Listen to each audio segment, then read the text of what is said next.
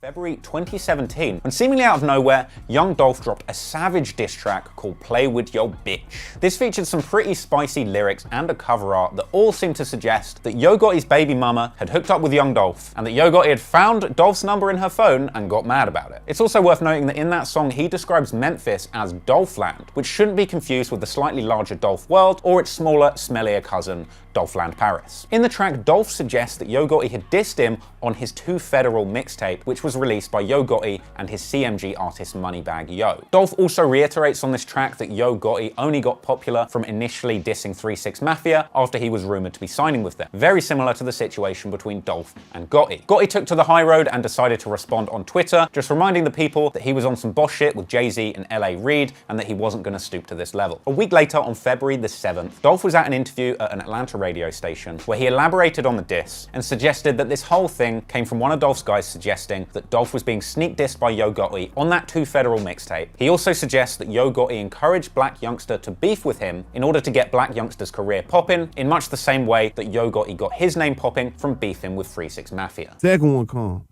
We in the car now, blazing. He like, bro, you heard this? Such. You like, man, you ain't trying to this. He like, bro, really, bro, his last 2 tapes he put out, he like, I'm like, you ain't heard it? I'm like, no. He like, bro, you gotta keep, I'm like, I don't listen to it. Right. So he like, listen to it, play it. I said, oh. Know what I'm saying? Right. Like he thought the coast was clear. Right. Know what I'm saying? Like it really didn't make no noise. Right. You see, it ain't make no noise until Dolph just put this song out. Right. You see what I'm saying? He made his artist bring up Dolph's name and tie Dolph's name to his name, right? That's when everybody got, him, such and such. Nobody never knew him. How did he get it first? How did Yo Gotti get pop and get some attention? Nobody heard of him to win till he did 3 6 Mafia. 2 days later, Dolph elaborated further and suggested on DJ Holiday's show that he believed Yo Gotti was sneak dissing him on his previous tapes, The Art of the Hustle and Cocaine Music 9. Man, they play it.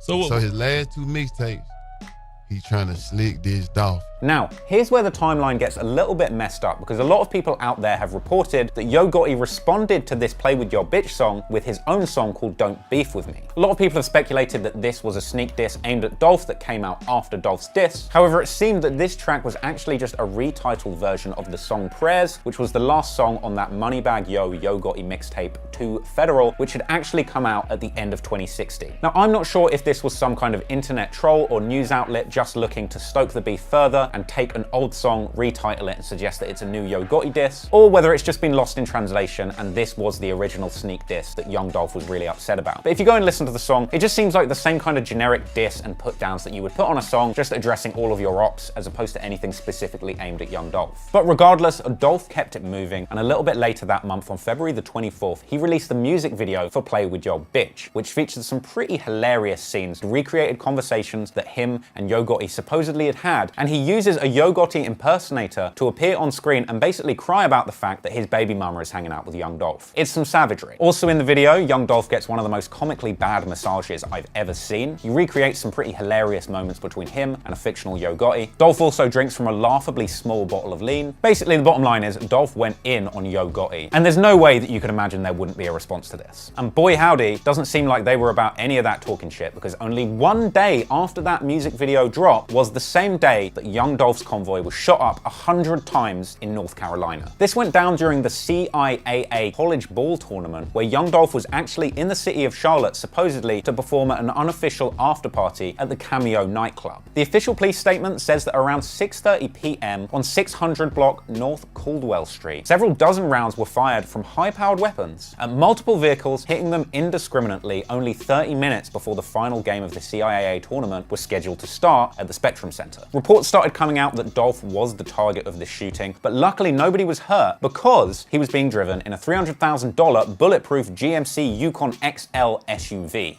Nice. I gotta say, that must be the one time that you're happy that the guy at the Hertz rent-a-car desk upsold you an optional extra. Charlotte-Mecklenburg police said that they were exploring the possibility that people in the music industry were connected to the shooting, but interestingly, Dolph was not fazed by these 100 bullets, and he hit that stage as planned that night and made sure to perform his Yo Gotti diss track to send a message. And just 18 hours after the shooting, young Dolph tweeted, "You loose," with a laughing face. And I'm not sure whether this was his way of saying you lose, or he was just saying that the people tried to shoot him are straight loose. But either way, when somebody tries to shoot at you 100 times, it's safe to say that the block is kinda hot and you should probably keep it quiet for a while. A few weeks later, he appeared in an interview and again downplayed the shooting and refused to acknowledge Gotti's role in it. Old news.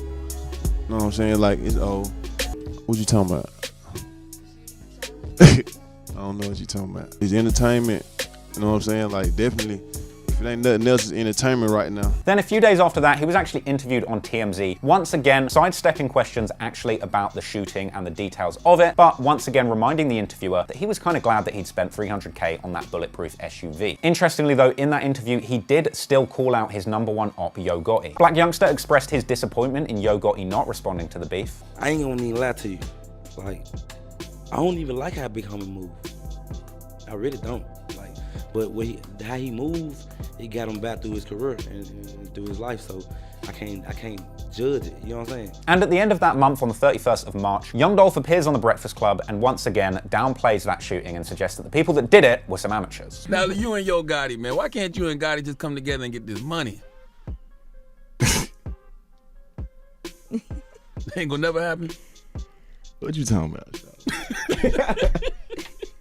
You put out the record, you know, you talking about his baby mom and all of that stuff. Play with your bitch. Oh, you talking about the hardest diss song ever dropped.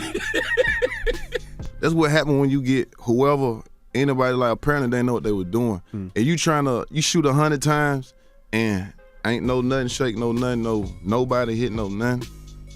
I need to find another hobby. I need to find something else to do. Yeah. You know what I'm saying? Like what y'all playing and portraying to be, whatever y'all trying to do, y'all ain't good at it. And a day later, Young Dolph drops his new album, Bulletproof, with the first track being 100 Shots, where he addresses that whole situation that happened. He also added an extra dose of salt by making sure that he had named the track list perfectly so that the whole thing read as one big message to his ops. I went through the whole track listing in the rumor report, 100 shots in Charlotte, but I'm bulletproof.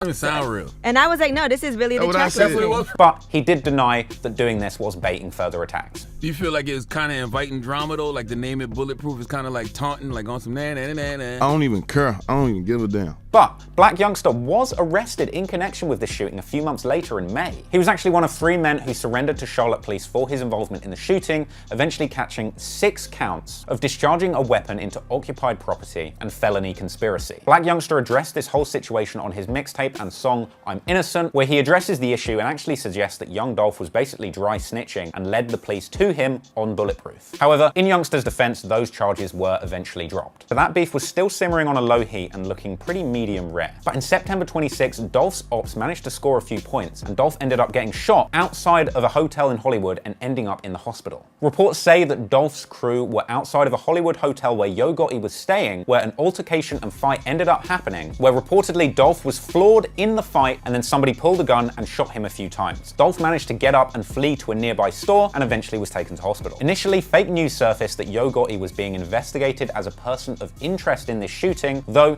this was eventually denied by the police department. But one of Yo Gotti's affiliates, Corey McClendon, was arrested on an attempted murder charge. But not long after this, Gotti appeared on The Breakfast Club denying his involvement and showing off some of the early texts between him and Young Dolph. And eventually, Corey McClendon was released from that attempted murder charge. 2 months later, in November 2017, Dolph appeared on The Breakfast Club once again, reaffirming that the beef was over, but continuing to drop a little bit of shade on Yo Gotti. And ever since then, things have kind of quietened down, apart from the occasional jab back and forth between these two. So for now, it seems like the beef is off the grill, but who knows what could happen in the future. So it looks like the King of Memphis crown is still for the taking, and any day, either of these guys could throw that fillet back on the skillet and get things popping.